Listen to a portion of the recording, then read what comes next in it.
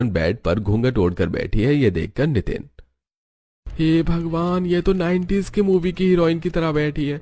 पता नहीं ये मेरा लाया हुआ गिफ्ट पहनेगी भी या नहीं।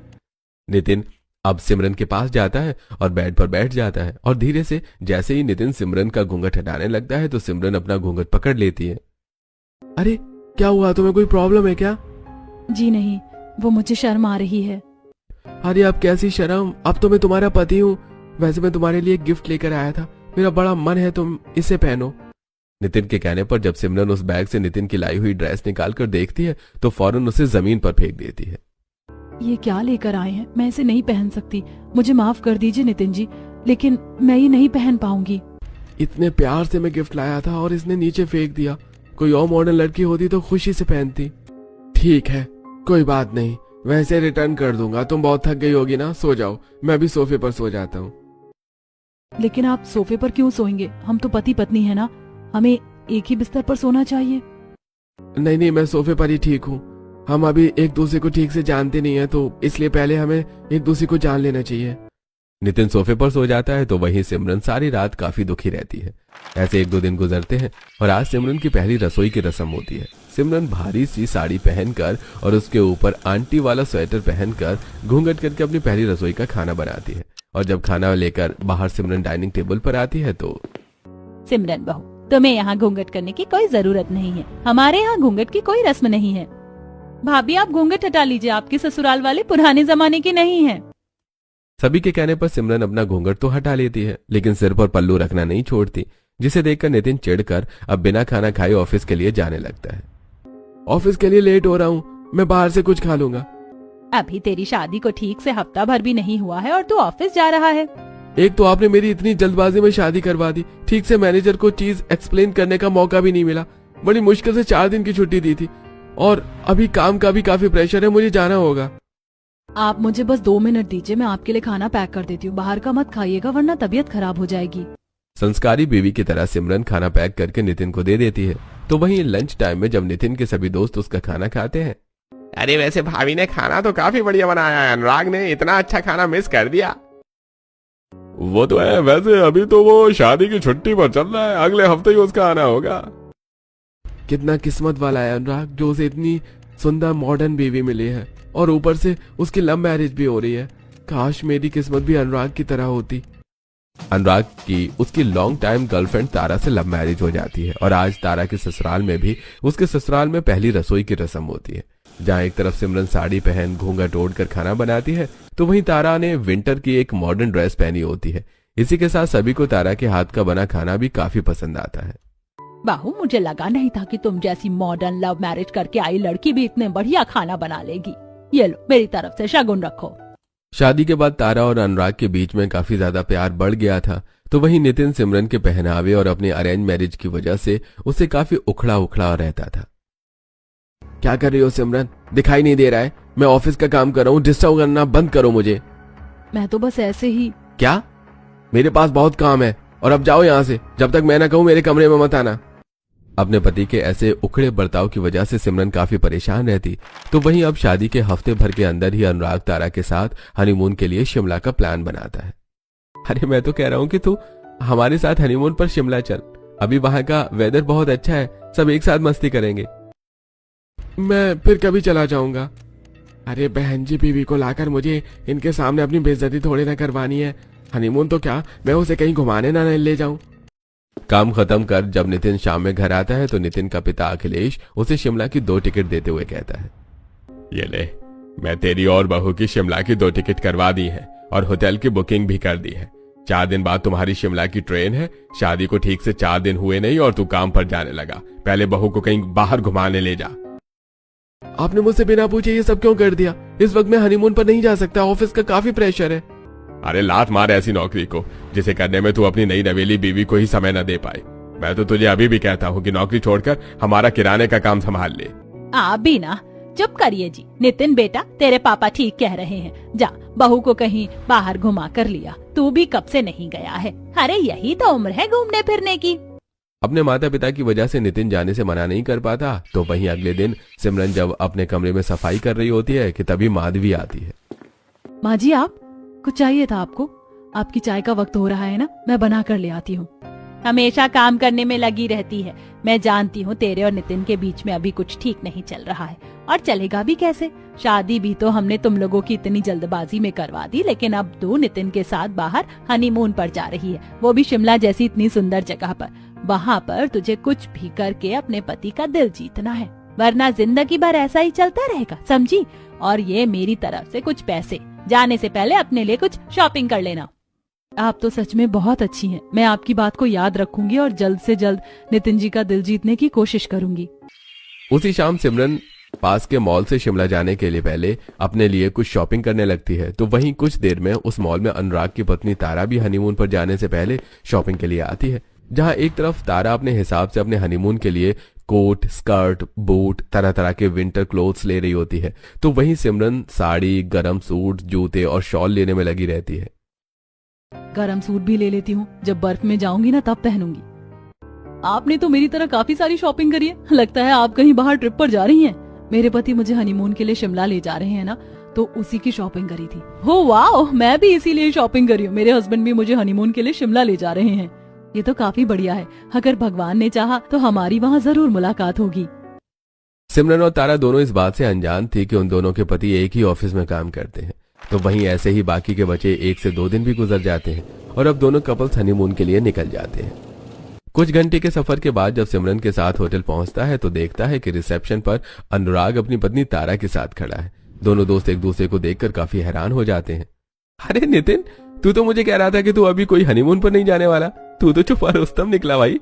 तारा, इससे मिलो, ये मेरा दोस्त नितिन है और ये भाभी जी है ना। मैं इन्हें जानती हूँ। जब मैं शॉपिंग के लिए गई थी तो मेरी इनसे मुलाकात हुई थी। कहा था ना कि अगर भगवान ने चाहा तो हम वहाँ जरूर मिलेंगे। वैसे अनुराग, मैं तुझसे नाराज हूँ। तूने कहा था कि भाभी जी सुंदर है, लेकिन ये तो बहुत सुंदर है। भाभी जी, मैंने आपकी मॉडल वाली पिक्चर देखी, आपने मॉडलिंग क्यों छोड़ दी?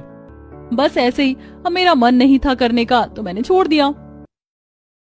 काफी बात करने के बाद अब दोनों जोड़े अपने अपने कमरे में चले जाते हैं। तो वहीं तारा जब बाथरूम से कपड़े बदलकर नाइटी में बाहर आती है तो देखती है कि अनुराग ने पूरे बेड को गुलाब की पंखुड़ी से सजा रखा है और बेड पर शैंपेन और 2 गिलास भी होते हैं, जिसे देखकर तारा, वाह अनुराग, तुमने इतनी जल्दी मेरे लिए सरप्राइज भी प्लान कर दिया। और ये शैंपेन, तुम्हें याद है इसके बारे में?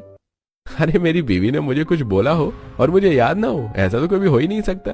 आज हमारी शिमला में हनीमून का पहला दिन है, ऐसे तो हम शैंपेन से शुरू करेंगे। जहां लव मैरिज वाली कपल शैंपेन पीकर अपनी हनीमून की शुरुआत करते हैं तो वहीं दूसरी तरफ सिमरन बाथरूम में अपना लिया हुआ एक सुंदर सा सूट पहनकर तैयार हो जाती है। अच्छा हुआ माँ जी ने बता दिया कि इन्हें हरा रंग काफी पसंद है। उनके मनपसंद रंग का सूट लिया है और इतनी सुंदर भी लग रही हूँ मैं। आज तो ये मुझे देखकर खुश हो जाएंगे। जैसे सिमरन बाथरूम से बाहर आती है तो देखती है कि नितिन तो कब का सो चुका है, जिसे देखकर सिमरन, ये क्या, ये तो सो गए। अब इन्हें जगाना भी ठीक नहीं, वरना ये गुस्सा करेंगे। कोई बात नहीं सिमरन, अभी तो यहाँ पर हम बहुत दिन हैं।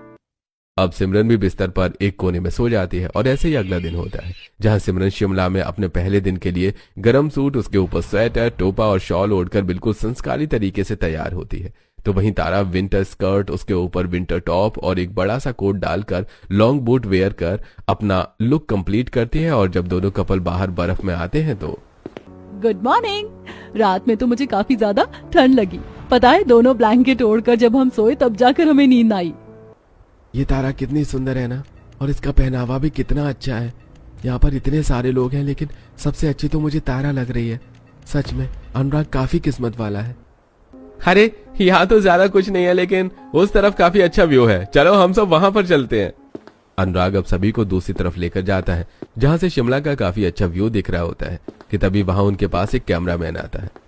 एक्सक्यूज मी सर, मैम, लगता है आप यहाँ पे हमने हनीमून के लिए आए हैं। मैं एक फोटोग्राफर हूँ, क्या आप यहाँ पर फोटोशूट करवाना चाहेंगे?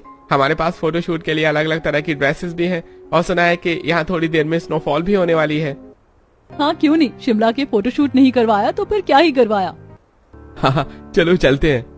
तारा अब एक सुंदर सी रेड कलर की ड्रेस पहन लेती है और अनुराग के साथ रोमांटिक पोज करते हुए फोटो क्लिक करवाने लगती है।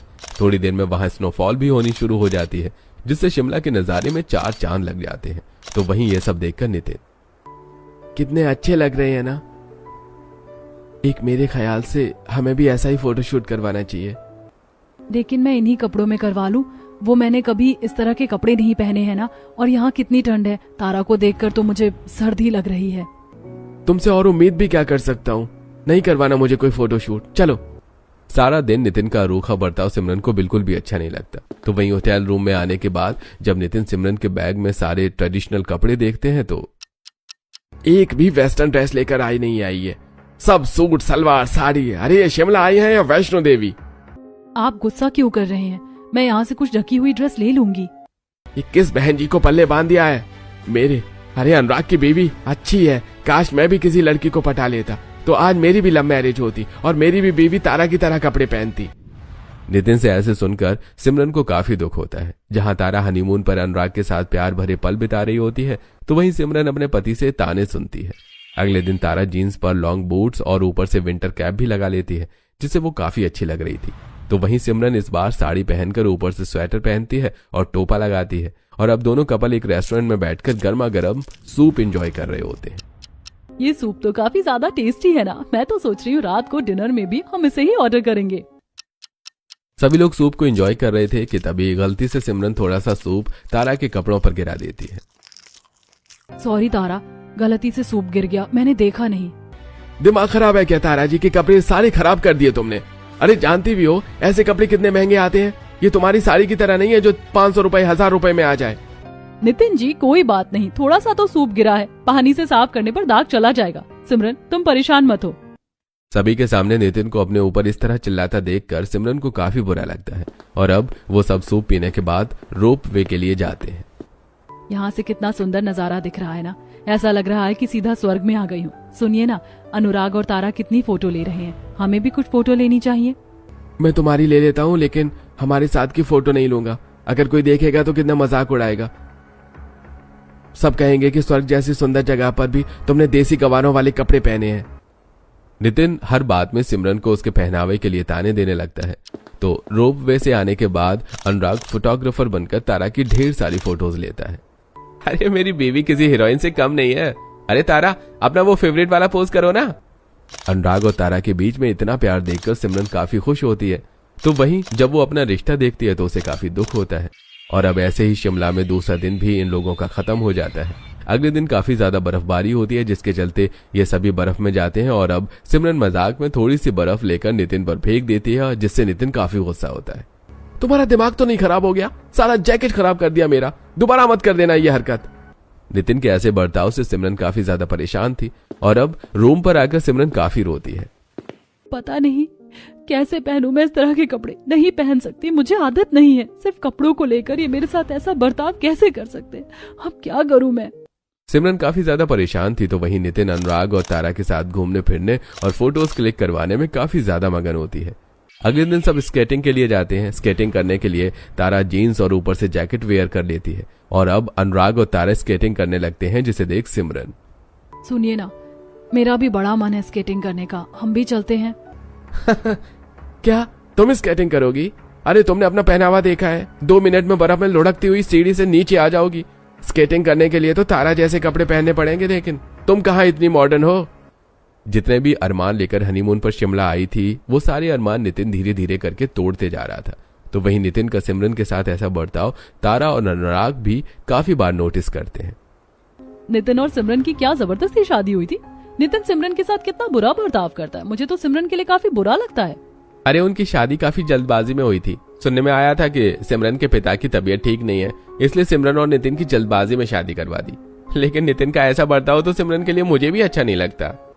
डिनर के समय भी नितिन सिमरन के बगल में बैठने की बजाय तारा के बगल में जाकर बैठ जाता है, जिससे अब सिमरन को काफी ज्यादा बुरा लगता है, और वो कमरे पर आकर सिमरन, बस अब बहुत हुआ, बहुत इग्नोर कर दिया इन्होंने मुझे, लेकिन अब और नहीं। माँ जी ने कहा था कि हनीमून में सब कुछ ठीक करके रहना है। मुश्किल से 4-5 दिन बचे हैं हमारे पास, और मैं इसे खराब नहीं होने दे सकती। सिमरन अब तुझे ये करना ही होगा। सिमरन तारा के पास जाती है और उससे उसकी एक मॉडर्न ड्रेस मांगती है, जिसे देते हुए तारा, सब ठीक तो है ना? मेरा मतलब तुम्हें तो इस तरह के कपड़े पसंद नहीं, तो फिर अब क्यों? ऐसे ही तुम्हें देखकर मेरा भी शॉर्ट ड्रेस पहनने का मन कर रहा है, मैं इसे वापस कर दूंगी। सिमरन भले ही तारा को कुछ नहीं बताती, लेकिन कहीं ना कहीं तारा सिमरन की बात को समझ जाती है। तो वहीं सिमरन जब अपने रूम में आकर तारा की शॉर्ट ड्रेस को पहनती है तो उसे काफी अजीब लगने लगता है। इस ड्रेस में तो काफी अनकंफर्टेबल सा लग रहा है, लेकिन अब क्या करूं, अगर इन्हें मनाना है तो पहनना तो पड़ेगा ही। वैसे ये हैं कहाँ? मुझसे तो कहकर गए थे कि बाहर जा रहे हैं। नितिन को ढूंढते हुए सिमरन होटल से थोड़ी दूरी पर बर्फ की जगह पर आ जाती है। रात होने को आ गई थी तो इसलिए आसपास ज्यादा लोग भी नहीं थे, तो वहीं सिमरन को काफी ठंडी लग रही होती है। ओह भगवान, कहाँ रह गए ये? कहीं दिख क्यों नहीं रहे? इनका तो फोन भी नहीं लग रहा है।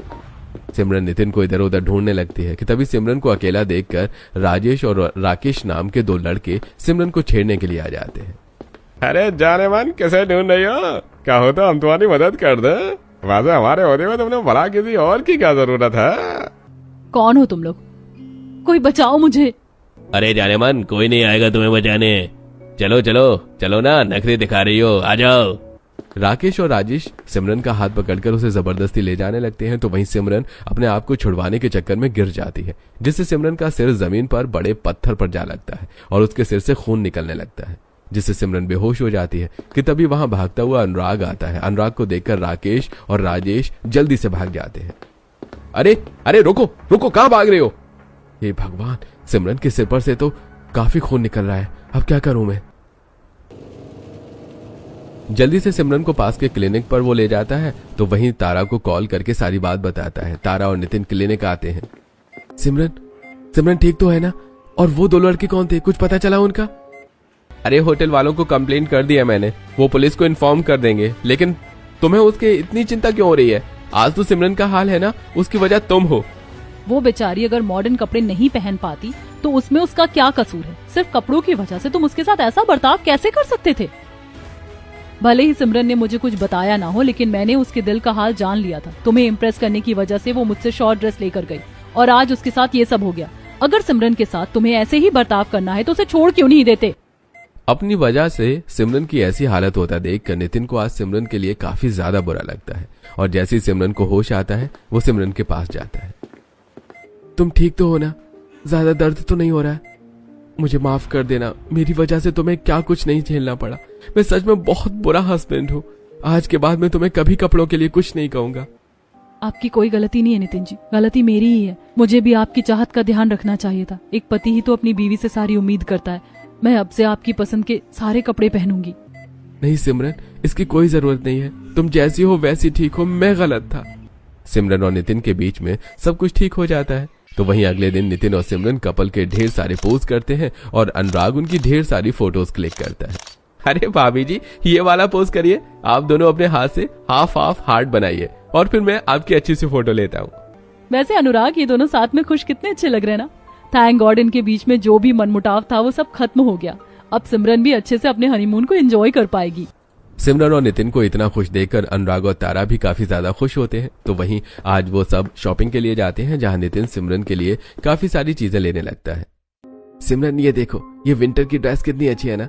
इसकी बाजू भी पूरी है और ड्रेस भी लॉन्ग है, तुम्हें बिल्कुल भी अनकंफर्टेबल नहीं होगा। हे भगवान, तेरा लाख लाख शुक्र है कि मेरे और इनके बीच में सब कुछ ठीक हो गया है। जब माँ जी ये देखेंगी तो कितनी ज्यादा खुश होंगी।